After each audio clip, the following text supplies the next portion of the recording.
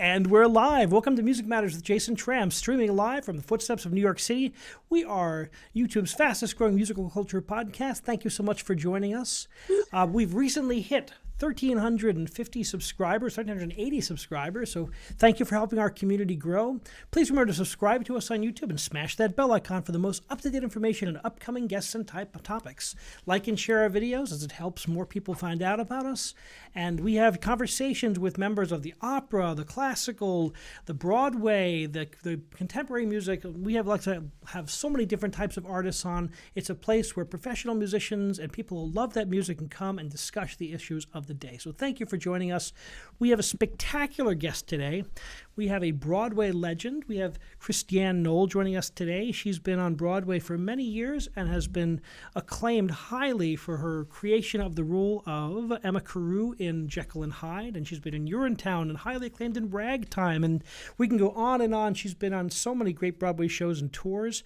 I recently, I guess in 2013, saw her on the broadcast of The Sound of Music as well, and she's a distinguished recording and cabaret artist as well, and has performed with many of the nation's top symphony orchestras. Without further ado, welcome, Christiane. Yeah, thank you for having me. Such a pleasure. Welcome, and how are things in South Orange today? Well, I went in and out of South Orange a few times because we live over in Maplewood, but the Soma is gorgeous today. Golly, it was a beautiful day. You can still South Orange and Maplewood kind of melded into one in my yeah. So well, they call it Soma, so it's like it's South Orange, Maplewood. We love it here. Yeah, it's beautiful today. And now you have Jersey roots. You've been in Jersey for a long time, right? Jersey is a part of your growing up. Yes, I was born in Manhattan and raised on the Lower East Side, Peter Cooper Village area. That's, I guess, East 23rd Street. And but we immigrated to New Jersey when it was time to go to school. So we moved over to Bergen County, and I was there from 2 through high school. And then I guess 1 year or so at going back and forth from college. And then the first year I was commuting into the city until I kind of got a little bit more substantial footing in New York. And then I flew the coop. Now, you come from a very musical background. Did you always know that you wanted to be an artist? No, I wanted to be a computer programmer. What? Well, math, music, it's kind of the whole same part of the brain. So everyone says that. Not for me, though. Oh, no. I come from a mathematical family, and math was so hard for me, but I just love the music. But music is, that's what I mean. Like, it's in there. So the theory certainly is that is math in motion, but some of it, I guess I associated more with the expressive part, and the theory was a tool I had to learn to be able to be more expressive, but... Well, I loved the theory, and we used to play. My father was a conductor, my mother was an opera singer. That's how they met, and they'd throw me in the backseat of the car, and we would drive to whatever gigs and jobs that they were doing, and so we had a lot of long car rides, and so I would be in the back seat, and we would also play. Bingo, find the different speed limit signs and look for this sign, and let's do the alphabet game, and then we do the animal game, and there's a cow. That's the unknown glamour of being a musician's kid. But what we did the most of is sing me a Mixolydian mode, and then now give me an A flat and build me a major triad on that. Take it to second inversion. And then what would you have if you changed the top note? If you lowered it a half step, like all of these things. And I'm just like thinking it was what everybody did. So if only. Yeah. So it was, well, it made me a real pain in the butt, when I ended up working professionally as a musician and as a theater person, because, I sat in my first rehearsal as a college student, looked around and like, you don't know how to read music? How can you not know how to read music? People like take out definitely makes it harder, doesn't it? Well, take out your tape recorder. I'm like, tape recorder? Are you out of your mind? Which is just not take it to the piano. Self-agent person. Yeah. So I had to get over that pretty quickly. But it was really quite something how much I learned without even knowing I had learned it. And when it came, I think that's sort of how I found this, because I understood the discipline that was required to be a musician, to be a performing artist. How it is not always happening all the time, or sometimes you travel all the time and you're not at home, or whatever, back and forth. So it was like, I don't really want to do this, but I had some amazing teachers along my schooling who knew my parents, knew my background, and then recognized that no, this kid has gifts, and it would be really awful to not help nourish them. And so they did that. And Ed Brown, in particular, in Leonia Middle School, he was my 7th grade teacher. He, would always get the talented kids, and they would do the talent show every year. And he kind of created the show around me, whatever. And then I started going, oh, I guess I'm good at this. And same thing in high school. I had an amazing choral teacher, Giacomo Oliva, and he was like, no, you have to go to Bergen County Choir, and then Regional 1, and then All State New Jersey, and then All Eastern, and all, the whole thing. Those experiences are so important to kind of get to meet the other musical kids, to just get out there and to experience music from so different points of view. It's wonderful. Well, and to be a part of a group. I mean, All Eastern, that was 400 kids or something like that. It was insane, but singing with one voice and singing a pianissimo with all of those kids, that was probably softer than most, 25 member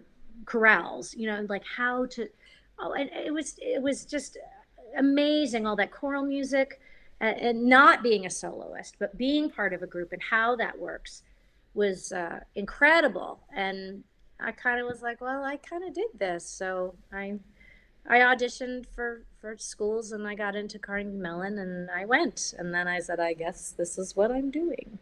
I got a question here from the audience already. The audience can chat in questions, so feel free to chat in questions, folks who are online. What were some roles you sang in high school? Oh, well, it's funny because when I got to high school, I was like, they had a new, Jim Avedon was the drama teacher, and it was his first year.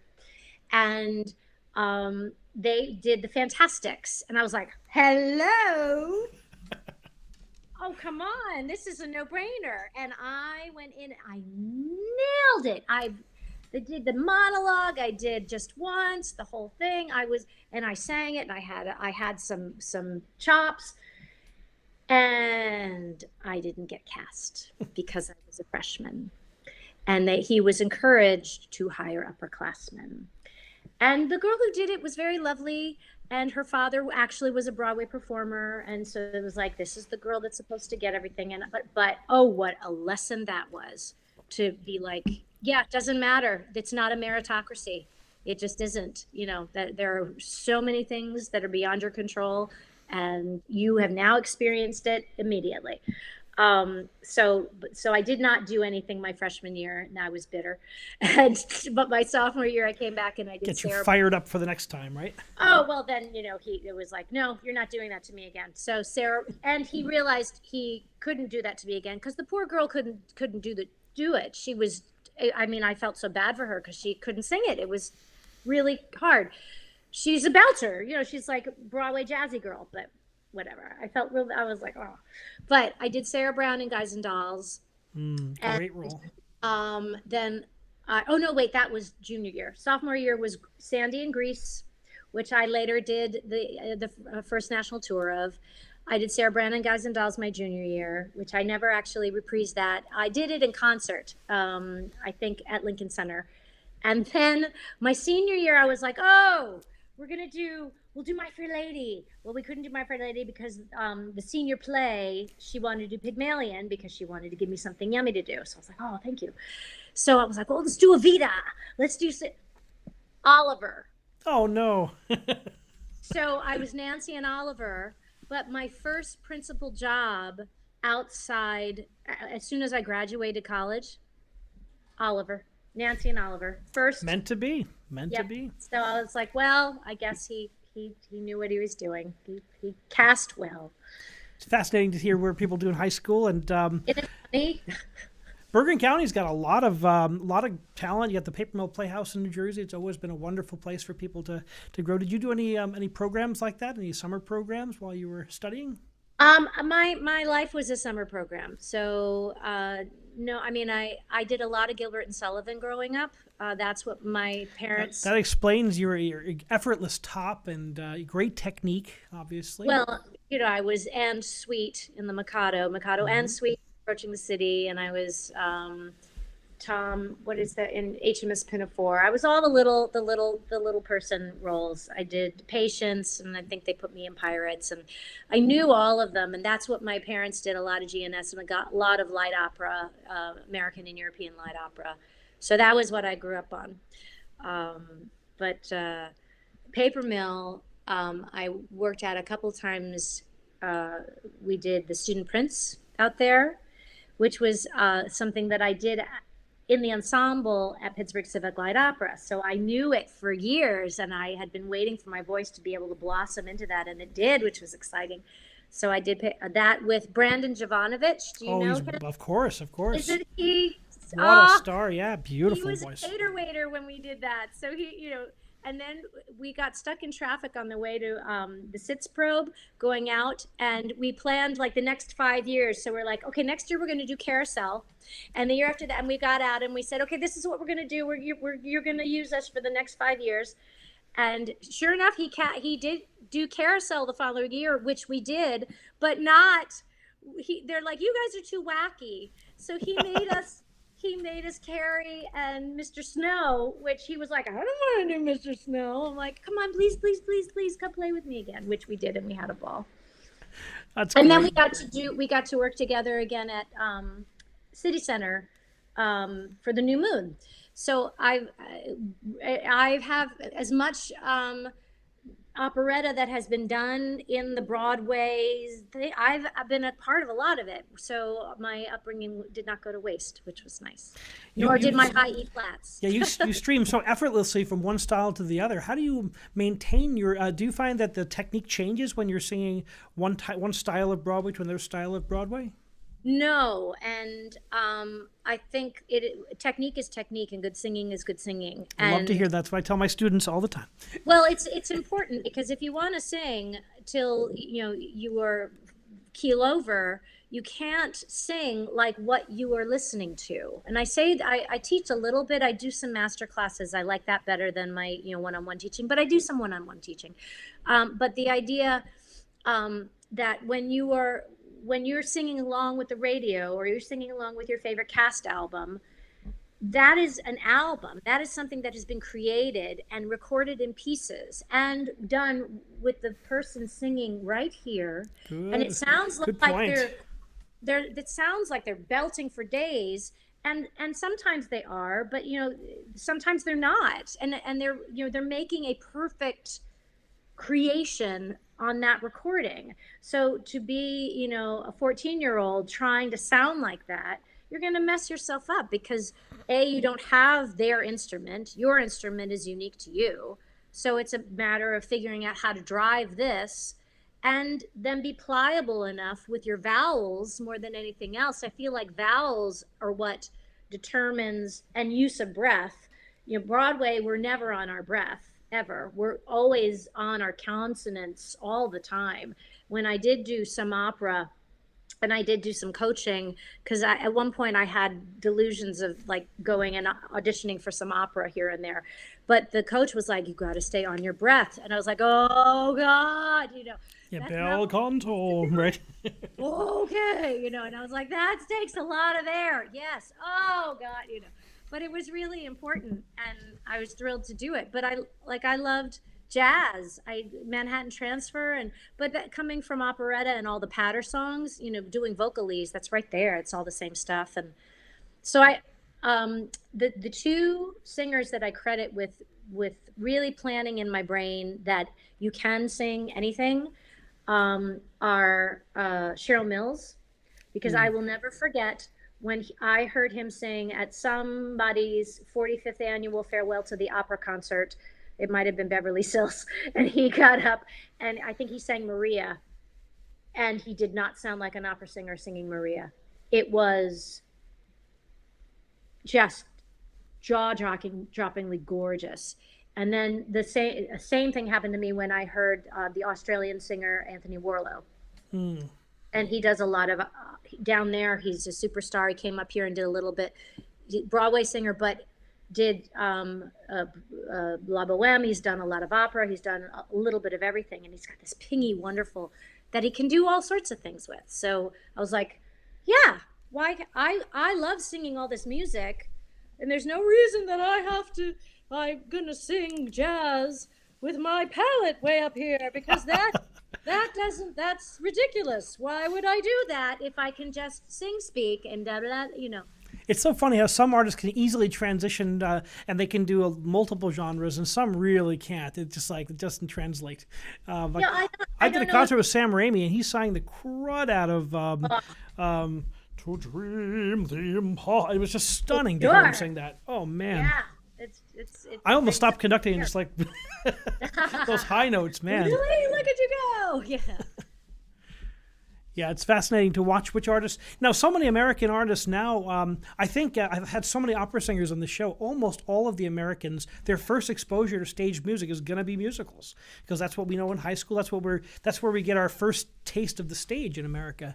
Well, unless you are some kind of freak of nature, I mean, your voice does not develop until you're in your late 20s, mid 30s even. So, I mean, that's the reason that there are young artist programs, because your voice is not really plumped out yet. And if you go too soon and you get people saying, oh, you should be doing this kind of music, but your voice hasn't, and you sort of listen to them, you can kind of mess yourself up. I had this wonderful woman that I went to college with. She went and studied at La Scala after her freshman or sophomore year and came back, and her voice went, whoa. And we were like, what? Who or how did, what? And then she did the Young Artist Program at Pittsburgh Opera, and she got it. She did the Met Young Artist Program, and like she did the Met auditions, the whole thing. And they were having her do all the soprano stuff, and it wasn't clicking. It didn't come around. And so they kind of dropped her, and she went away and came back and relearned how to sing and realized she's a mezzo. She's a mezzo that has high notes. But she had to, stop listening to everybody else go, this is what you're supposed to sound like. Yeah, it's amazing. You asked something and I went on a tangent. That's okay. You can go on any tangent you want. That's the great thing about podcasts. We're not like, we can just keep going. So tell me about when you chose Carnegie Mellon. Did you go as a musical theater major or as a music major with an opera? Well, you could have gone in so many different directions. Yeah, it was a weird thing. I was a music major. I was a voice major in the music department. And Lee Cass was, I auditioned for drama. I auditioned for the MT program in drama. And he pulled me aside at the audition and said, we're doing this new thing where we're doing a musical theater, we're doing a joint program. And he handed me a pamphlet and this whole thing, which I held on to because they stopped doing it after my year. You're going to take classes in the music department and in the drama department. It's going to be a joint venture, this whole thing, but you're going to be a music student. I was like, oh, and so it said, I'd like to offer you entrance at the audition.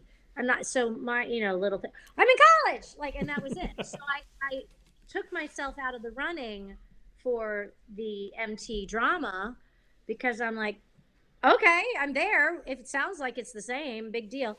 And it wasn't. It was a different situation. But I've ended up making most of my living as a concert artist. So that's kind of what I trained.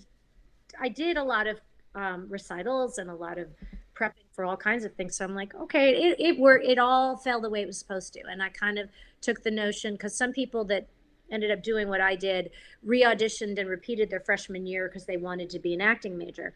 And I was like, you know what, bloom where you're planted. There are a lot of paths to this. Go, if you're not getting what you need and what you want, take out your pamphlet and go, you said I can, and it's in writing. And that's what I did. And I was a real pain in the ass. But I got what I wanted, and I was not afraid to ask for it. And I think that's something that a lot of young artists, the ones that are successful, don't wait to have it handed to you. If there's something you want, you go get it. If you have a question, you ask it. And Is that something you were born with? You've always had that fire and always had that kind of confidence in yourself? I think so. It has waned a little as I've gotten older. Well, increased wisdom, right? You don't have to. Yeah, you start going, who the heck? Where am I getting off? Like thinking that anybody cares what I have to say or think. Good, please. Now people are breathlessly waiting for you to say, so they can take that wisdom and apply it to themselves. Yes. We have a lot of young people listen to this broadcast. We have a good number of young people who listen, and it's really important. Want to study with me, please find me on Instagram, or I'm doing a master class actually coming up May 12th, I think. And I'm always doing them here and there, and I do teach through Broadway Plus, I think, and I also teach through Broadway Mentors as well. Well, I can't imagine a better mentor to learn this repertoire and learn vocal health. And how do you keep your voice healthy in the midst of a Broadway show? I've had a few of the Broadway artists on, and it's so different than the opera where we get rest between. I mean, you've got to do so many shows a week, and and you do demanding roles. How do you keep yourself healthy? You sleep. Try to. Well, when you're young, you don't, but you try to sleep. You have to realize very early that your whole body is your instrument. So you can, yes, it is fun. Yes, it's play. Yes, this is our livelihood. So if you want to have a career, then you have to be mindful and take care of yourself. So you have to drink a lot of water, and you have to eat well, and you have to exercise, and you have to breathe, and you have to relax and figure out, all of that stuff.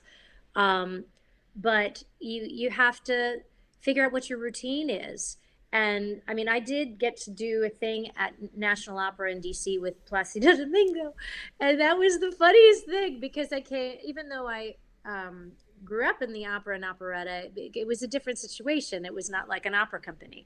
So I show up, and all honesty, Christiane Noll was supposed to do this job, and she pulled out. She couldn't do it. So I had sung with the National Symphony on the other side of the building. So they were like, oh, she's great. Yeah, why don't we use her? And Placido was the head at the time. He's like, I just need to see her picture. So they sent my headshot, and I didn't hear anything for a while. I'm like, oh, did I get it? I don't know. He saw my picture. But then they said, yes, come on down. But no one had ever really heard me sing. It was just all through word of mouth and someone vouching for me, blah, blah, blah. So I showed up, and I sang with the maestro, and he was like, great. But I sang my arias. And then we did the blocking rehearsal, and with the director, and I didn't realize the director is like fourth down on the totem pole, because the director is like the boss in Broadway, but down in opera, not so much. So I sang it again so that he would know that I, deserved to be here. And then the chorus showed up, and the special showed up, and I didn't want them thinking, well, who the heck is she? So I sang it again, and I'm doing all this exhausting stuff. And well, no, because that's what I'm used to. Broadway, you go and they work you to the bone until the day before, till the day of your first preview, till the critics, and everyone is like shot. But you are exhausted, but that's what you're supposed to do. And you're supposed to know how to figure out, and that's what I think I learned, which is also, besides, drinking water and everything, your best show is the one that you can do 8 times a week.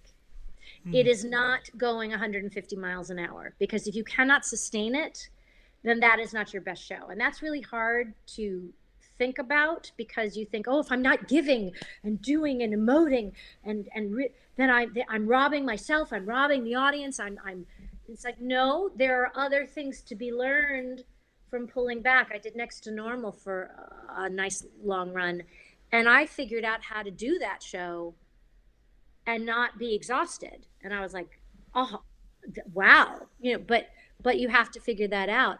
But I remember down in DC, after like the third or fourth time I had sung these arias, like in with a day or two, the maestro pulled me in at lunch. She's like, so you having fun? I'm like, yeah, I love this. It's great. It's like, I don't want to hear another word until the sits probe.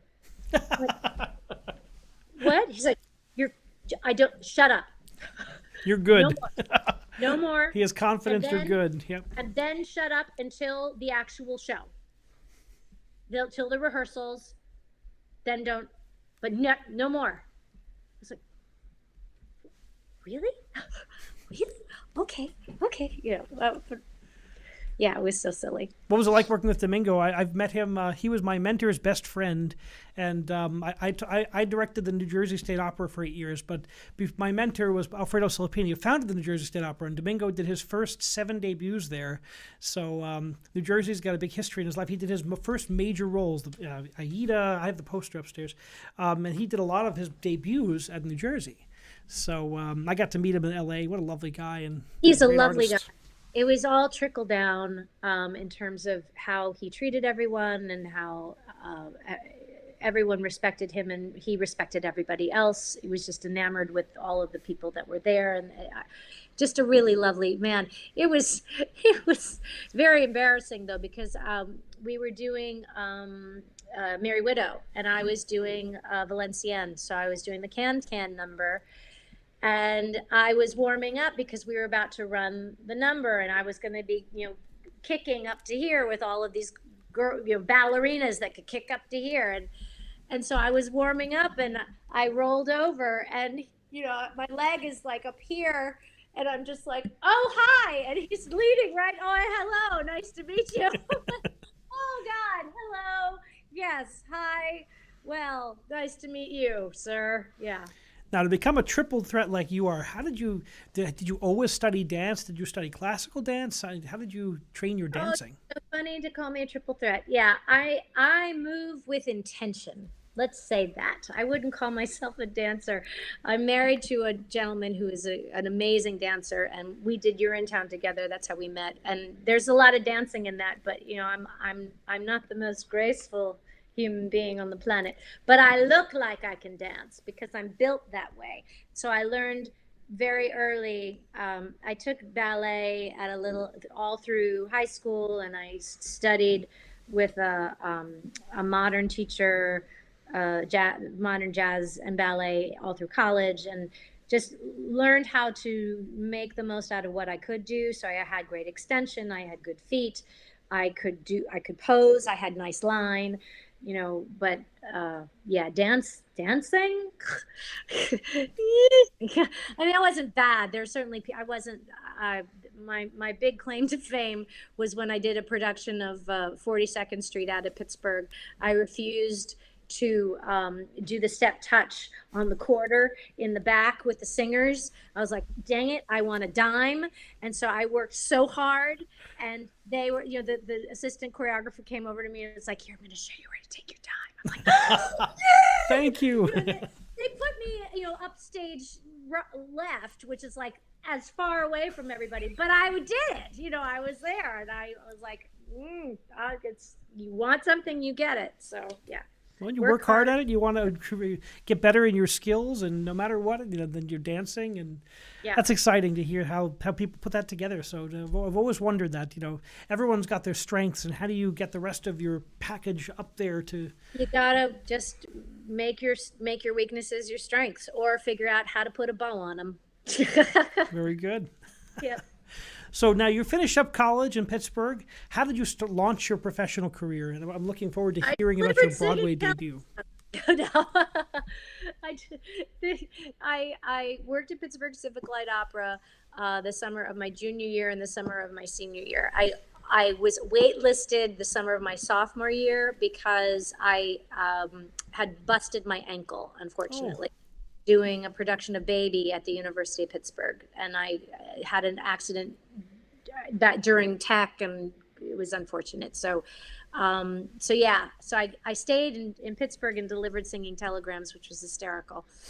But I did it, and I had there was an upperclassman I remember who was a senior when I was a freshman, and he got a production. He got Broadway Phantom of the Opera a year after graduation. So my brain was like, I give myself a year.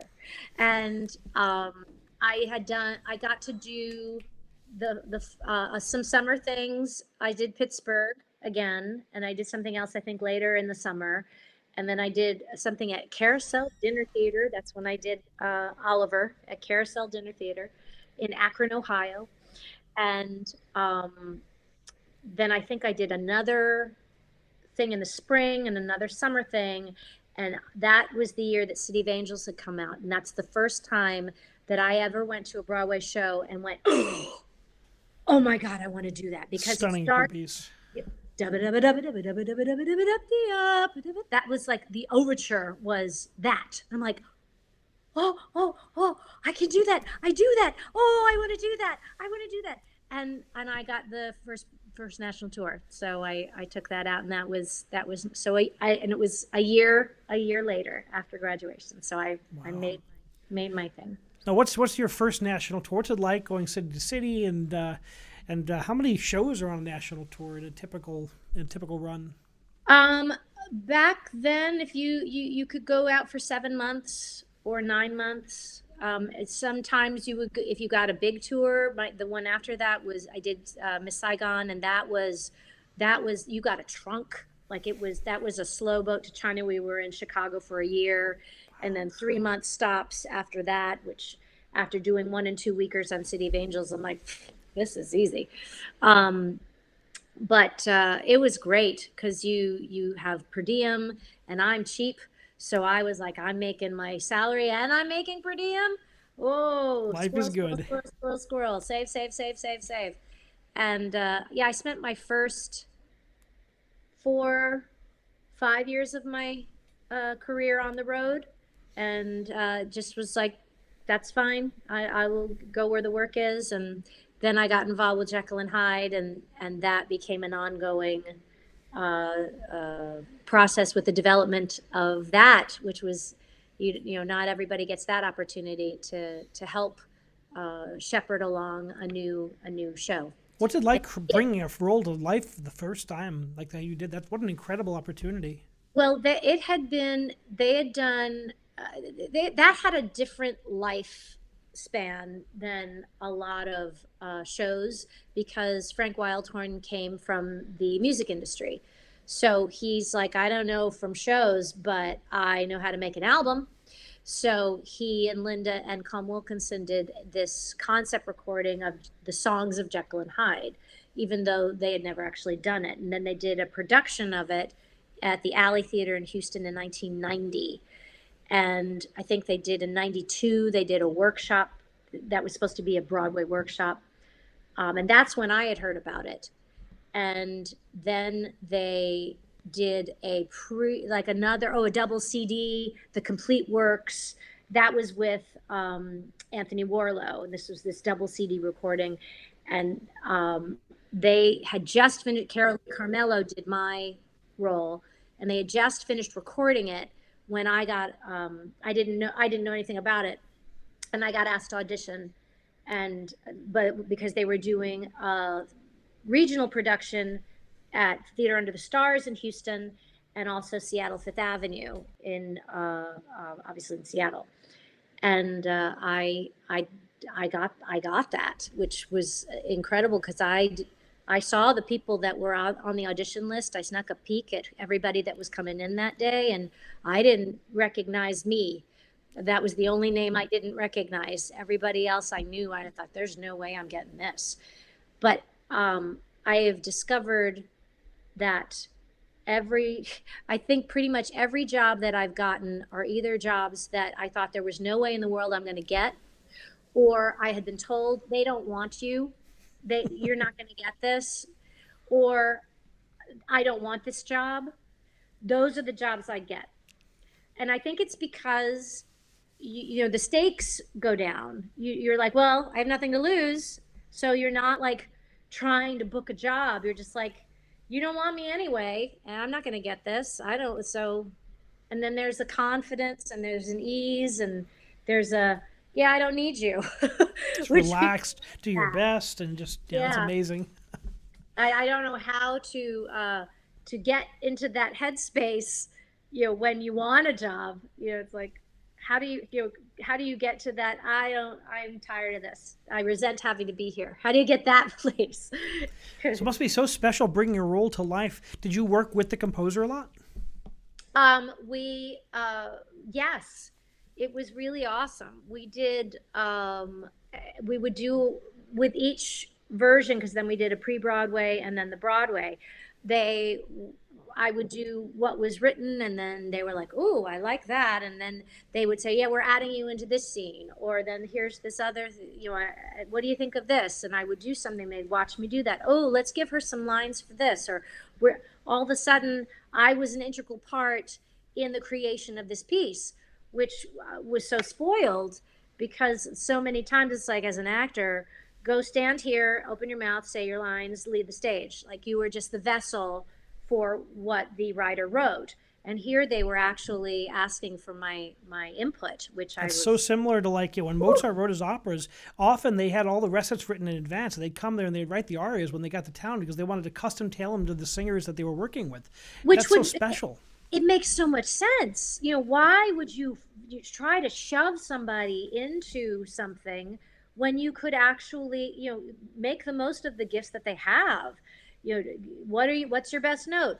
Okay, we're going to do it in this key. Oh, okay, let's change this melody line so that's taken. Okay, yay. Yeah, it was, that's an experience I wish for everybody to be able to help create and give birth to something like that. It's unlike any other experience you will ever have. I tell all my students, I talk about the show, that music's like an amber that captures everything in time that goes around, and it all congeals there.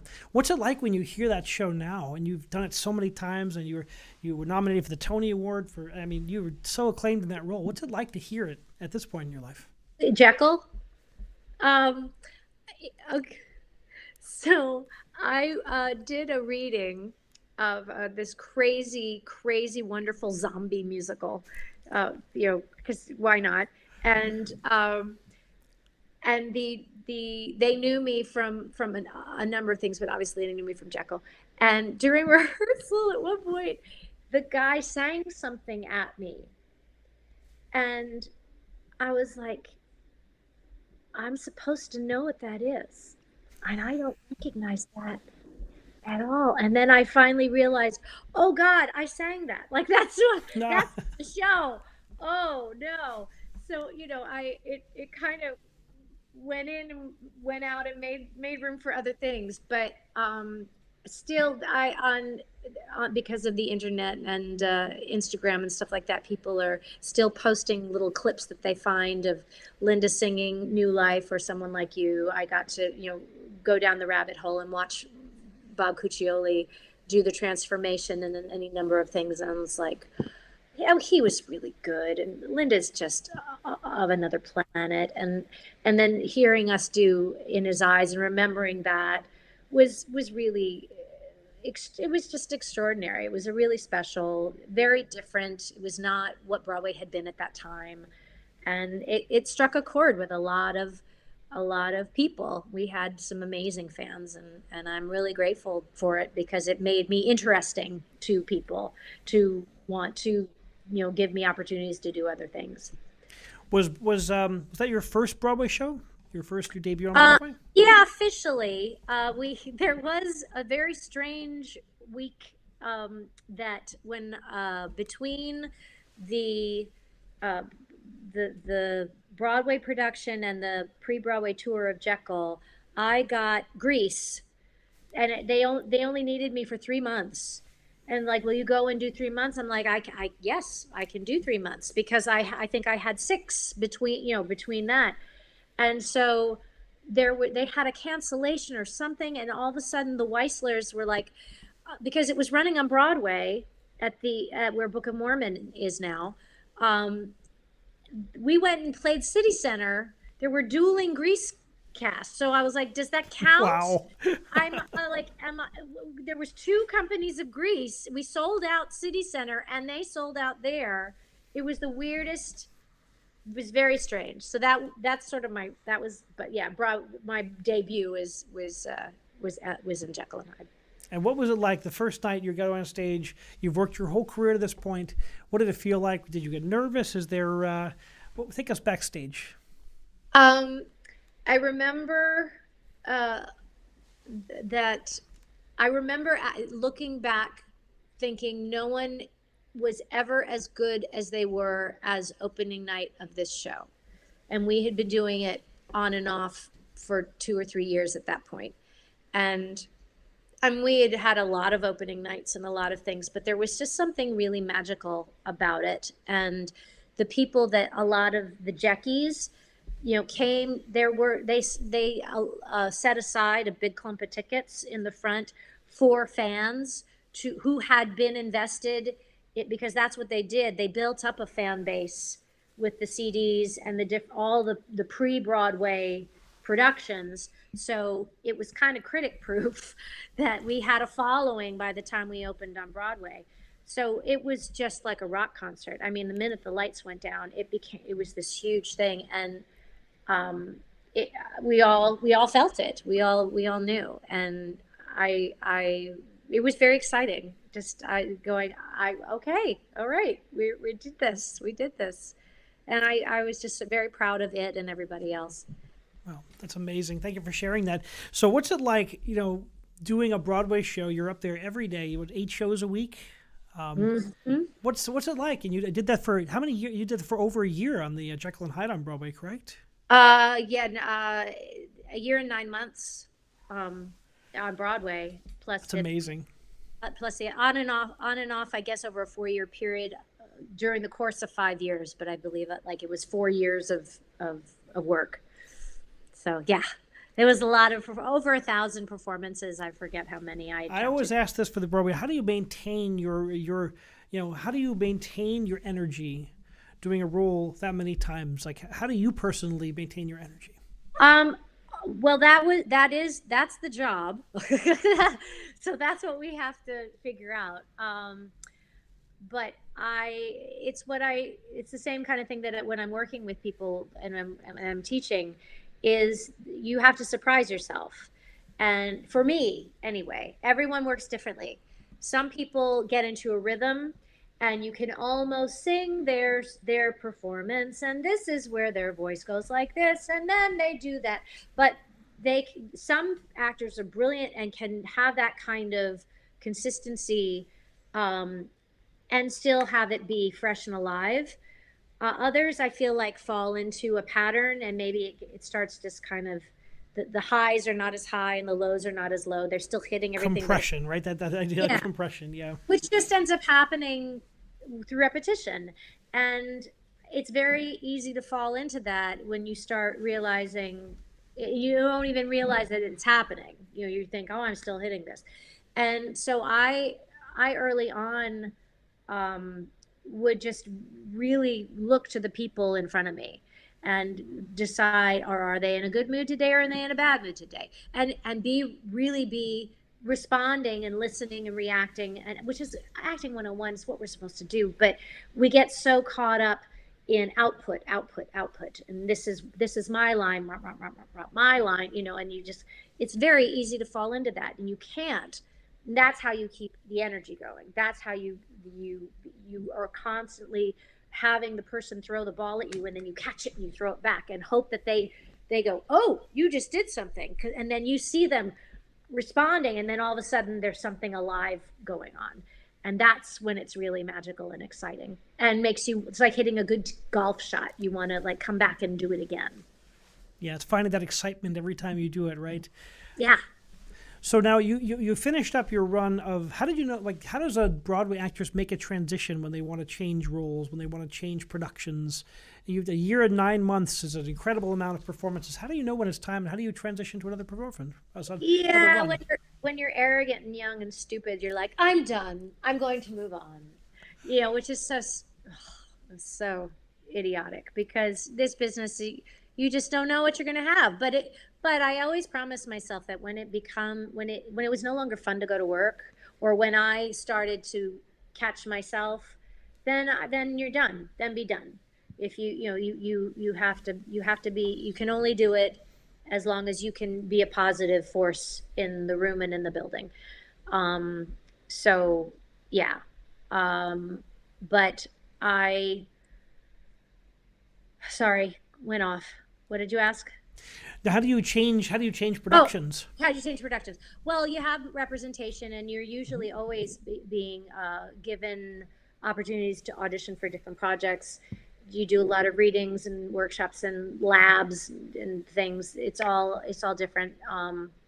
You try to get involved with something in its early stages, like I did with Jekyll, thinking then I'll be able to go along and that you really quickly figure out that doesn't there's no assurances. Just because you were involved does not mean you get to stay.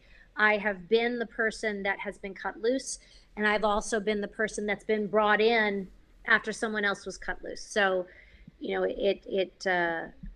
just kind of make your intentions known to yourself and to your representation, and you move on when you feel like you need to, and hope that the business will continue to have you as long as you want to be had. Well, you've made a transition to an incredible amount of different roles and different styles. And what do you attribute that to? um Short attention span.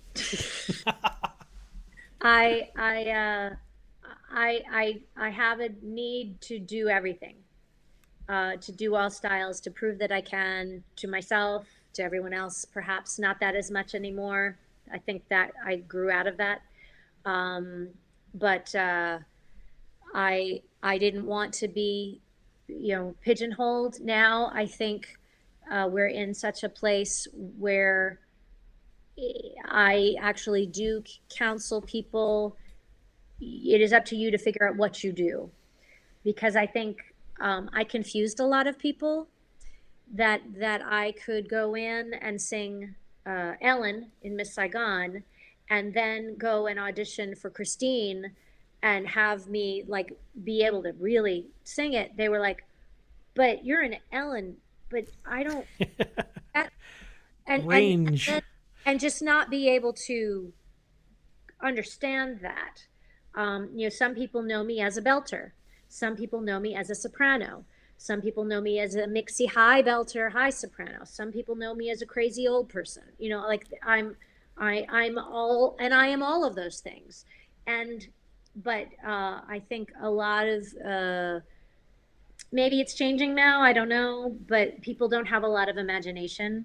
So it's up to you as an artist to kind of figure out what do you embody when you walk in the room, and that's what you have to give them.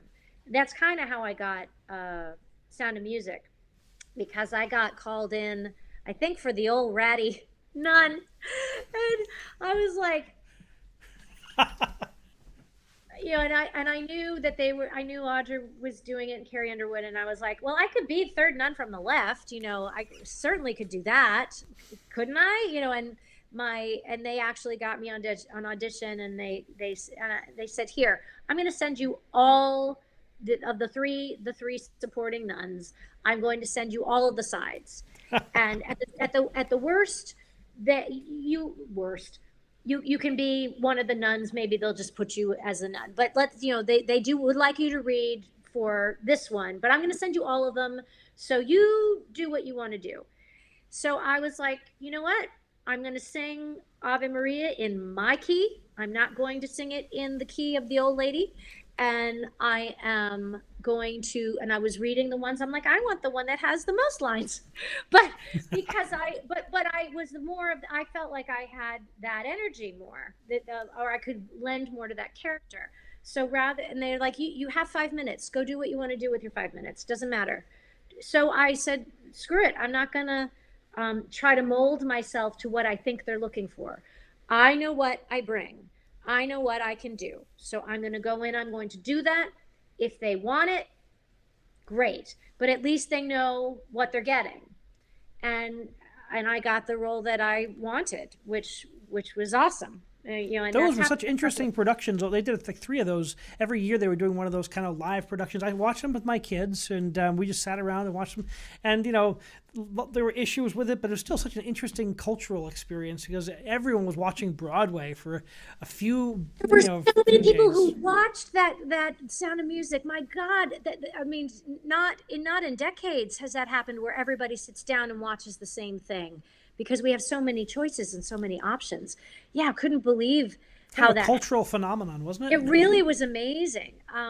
And I was so gratified because the production team was essentially the same year after year, but they learned something every year. So every year they got a little bit better and a little bit tighter. And it's like, oh, they know that they have to have a few runs before they tape it. Because Carrie Underwood had one, no, she didn't have any. She had no run throughs in costume without stopping on the set. She had none. Oh, that's important. I'm just kidding. Before they pushed record. Oh my gosh. Not a one time did she ever know what she had to do that nonstop from beginning to end. And I don't care how much she's a rock star, country star type she's of thing. She's a country star. Different animal entirely, right? Even some, I mean, if Audra had been in that position carrying the show and never having, she would have been like, no, you know, like, that's just not. Yeah, I mean, it was insane. But everyone was like, okay, we don't know what this is. Let's just go. Okay, we're doing it. I guess it's okay. Yeah. But that was fun. It was really fun. Well, they stopped doing those. I wonder why they stopped doing those. I think they just kind of ran their course. And after a while, it was like, oh, we're doing this again. And then maybe the numbers started going down. And I remember a few years ago, though, they did... Fox got involved. NBC was doing it. Fox started doing. Then they had the dueling ones, and then I love the Jesus Christ Superstar with John Legend. I thought he did great. Oh, he did so great. That was a really good one. And I think they just finally went, oh, okay. Well, then COVID happened. Maybe they were going to do another one. I don't know. Who knows? This would be a great time for that with COVID happening because we're all home. Right. So let's talk about the COVID period. You're running around all over you're performing all over, busier than ever. What's it like when it all stops? Well, I needed the break. So for the first 3 months, I was in bliss because I was sleeping in and I was with my family and I didn't have to leave, at 5 o'clock to get on the train to go in the city. And I could wake up in the morning. And for a while we weren't doing school, or maybe she was doing it at home. It was just easy and awesome. And I refilled the pitcher, is what I like to say. I refilled the pitcher, and then I looked around and I was like, oh, wait a minute. Oh, this is, as everyone did. And there was a little scrambling in terms of, people are doing little concerts online. Here, we're going to record this, record that. And you start doing that, and to different effects. Some of them were good. Some of them looked bad. I think some people have discovered their inner film editor, and because all of the stuff that people are doing that's so good and so creative, like Rob McClure, love him with all of his conductor cam videos. Are so funny and heartfelt. They are great. Those kinds of things, I'm like, yeah, do it. You have something to say and you have an itch to scratch and you do it well, so go do it. But I woke up and went, maybe I'm done. Like, this has stopped. Maybe I'm done. Because I didn't have anything to say. And I don't know if I was just that empty that I really kind of went to a dark place, I guess. And I didn't want to do anything. Like, people were like, can you do this? I'm like, no, I don't want to. No, and I tried to do things and I was like, I didn't want to sing. I didn't want to. And it was really kind of weird. And, we were looking at our savings and I'm like, well, I know I'm not at retirement age, but do we have enough? Like, can we coast now? Like, do I have to do this anymore? Which I was really going in that place. And then having been so lucky to have come across Dear Evan Hansen as a woman of a certain age and getting to play, be a part of that incredible show, going, how long is this going to be closed? Am I going to age out of that show? What is the future for a woman of a certain age? I don't know. That's always gnawing in the back of your head, and it has always anyhow. The idea is this job going to be my last? And, living accordingly so that you can be self-perpetuating and not drown and go, oh my God, how are we going to pay our bills? COVID has made everyone a philosopher, hasn't it? It's turned all artists into philosophers. We've all had to reconsider why we're doing this, because the primary reason we exist has been kind of taken away for us briefly. Or for a year. Can you imagine a year? Oh, it's more than that now. I mean, by the time Broadway, I think, is going to maybe start back in November, maybe some things a little sooner. Certainly, there have been the show that the Theater Works Hartford. That Rob Ruggiero is a wonderful friend and director, and I did Next to Normal up there with him, and he has been doing 12 plays in 12 months. He was one of those people that said, I'm going to figure out how to keep doing this, and what can we learn from it, and how, rather than just going, nope, we're going to have to shut down until we can go back to what we're doing. He was trying to be a problem solver, and I had such great respect for the people that did that. There's an amazing orchestra, the Southwest Florida Symphony, that I just sang with in February. It took more effort, but they had been doing concerts since October. Yeah, Florida hasn't really stopped, has it? I mean, my friends in Jacksonville Symphony have been performing indoors the whole time. But then they had to shut down, and same with Naples. They had to shut. All of the ones that kept doing it had to shut down. They would do it, and then 12 people would get infected. And Southwest Florida Symphony was like, nope, we're not doing that. And so they figured out what they had to do, and they have been doing it safely and continually. And I was like, there's a model. Why aren't more people doing this? We could be doing this. But with this year, I kind of was like, I didn't want to be the one that was like, hey, let's do something. I had no issue. And thankfully, Rob Sopak actually in over the summer had said, we would love to have you do something, because I had performed there before. And I had a show that Rob and I had been kind of working on, Am I Losing My Mind? And I thought, well, that's perfect title for all of us, yeah. For this thing. So we kind of rewrote it. In the zeitgeist. For the beginning of COVID and what that meant. And we kind of refigured it, and we did it. And we had 10, 20 friends spread out inside, and kind of did it, just shot it. It streamed once, live, done. And then he was like, well, I think this is really awesome. I want to bring it up to my theater. And then he got Goodspeed involved. So it's a double production, and we shot it a couple weeks ago, and it's going to be streaming.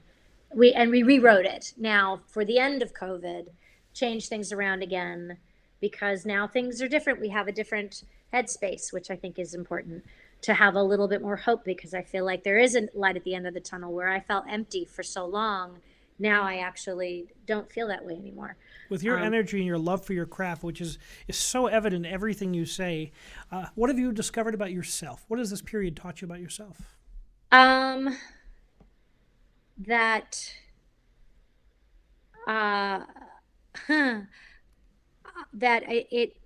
it's not up to me, that ultimately it's not up to me, and I have to just give that over.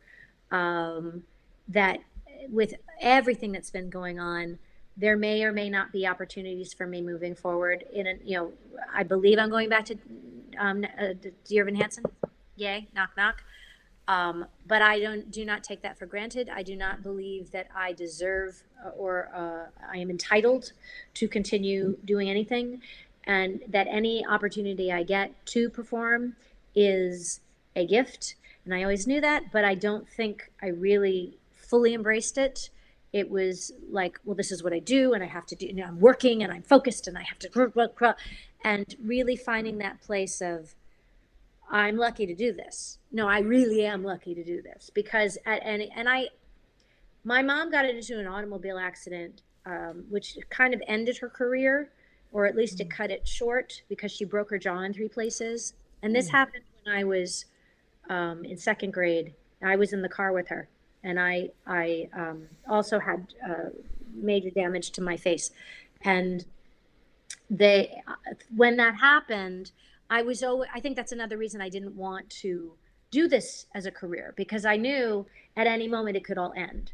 So as a result, when I did decide to do it, I think I forgot the gratitude part of getting to do it, and was like, well, I need to just make sure that I make the most of everything that I'm doing because it could end at any time, rather than enjoying everything as it's happening and realizing it could end at any time. So let's enjoy it while it's here. And I kind of missed that part.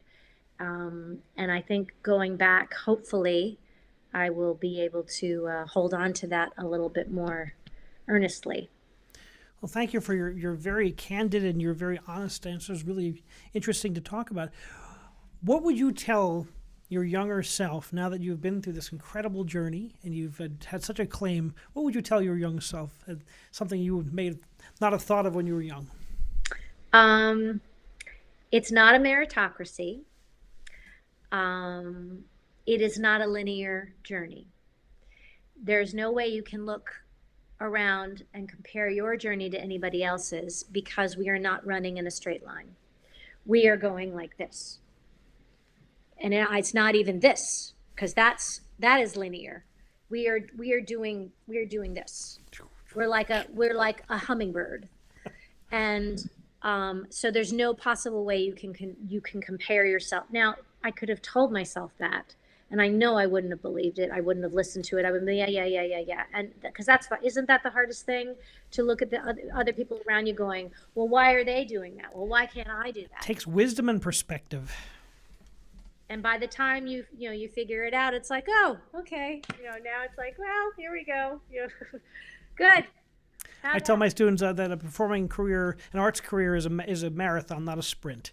You never know where it's going to go. You have to keep yourself always on, learn new skills, keep yourself growing as an artist. Well, and that's how, more people, I think, there are people that get through based on their talents, but more and more people are hired again and again and again because people like having them in the room. Yes, they do their job, they show up, they're not the one that you have to worry about, they can be dependent on, all of that kind of stuff, but they are also a light in the room, and they help lift up the people around them, and that gets you really far, because you are becoming a family, even whether you want to believe it's a family or not. You are spending all of your time. It is a family because it's as dysfunctional as any family. Sometimes you like them, sometimes you can't stand them, but you still have to spend every waking moment with them. And that's, we saw what happened with COVID with that, spending every waking moment with your family. Sometimes you are grateful for those moments, and other times you're like, oh my God, I have to get out of here. I live with a drummer, so I understand the We fight for studio space. I broadcast the show from the studio. The drums are right over there. I'm practicing something really quiet, like a Mozart, and I hear drumming. You're like, ah. Well, you got the soundboard there, so at least you're trying to suck up some of the sound. Doesn't help. Yeah, I just have a ukulele and a she's constantly singing. My 12-year-old is constantly. Then she bangs on the Steinway. This was one of the first pieces of furniture my parents ever bought. I think they rescued it from a practice room at CBS because my father worked. He was the manager of the CBS Music Library, and it's an upright Steinway. Yeah, it's that pretty piano awesome. has a lot of history on it. I'm sure a lot of great artists played that piano. Yep, absolutely. It's wonderful. It lives on.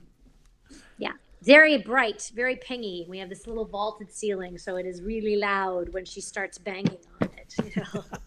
It's great to see them find their own voice. Yeah, it's exciting to watch her. I think she had, because my father was such a genius, really. He was a savant on the piano, and as a conductor, that's something that I got from him, his complete joy and effervescence that he put into his music and how he would share it with everybody. And I think she never knew him, because he died a year before she was born. But I think she kind of carried his memory like a weight, that she had so much to live up to, and was like, I'm not as good as him. I can't be. I don't. I'm like, no one is as good as him. You don't understand. I'm not as. No one is as good as him. He was singular in what he was able to do. I said, but what you do have is your ability to communicate using music. and your passion for it, and your expression, that you have, your joy of it, that you share.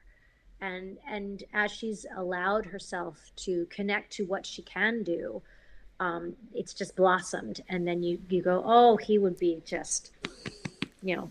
He lives on in you. He lives on in your daughter, and so important that that musical conversation keeps on traveling down the years.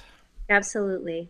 Well, thank you so much. How can people find out what you're doing, more about you, and how can they, what social media do you recommend everyone check out? Well, ChristianeNoll.com. I put everything there. I believe there's also on Facebook, there is a fan page of Christiane Noll as well.